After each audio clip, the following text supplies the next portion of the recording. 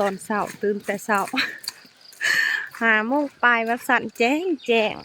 ภารกิจของเฮาก็คือจะไปซาน้ำเหือไปทุกคนไปซาน้ำเหือนำกัน ทางนี้เหือเฮาเลยกระถือคางลงป๊ะโบกับบ่มีใส่ตายคักที่เจ้าตายและอันนี้เหือคอยคือกันเลยนี่ใครเน่แต่ว่าตื่นมากแล้วฝนหยุด ถ้าฝนตกนี่ป้าติโทความว่ามันเสียนลงมาซาน้ำเหือพอละโอ้ยเหือผู้ใดแหละจนข้างโขกพุ่นลงมาแต่เช้าเนาะโอ้เหือลุงปีบ่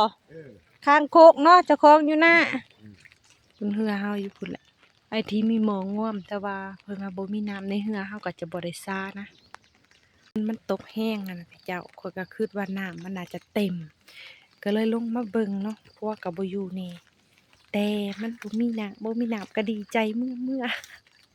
ไปเมื่อแต่ก็แล้ว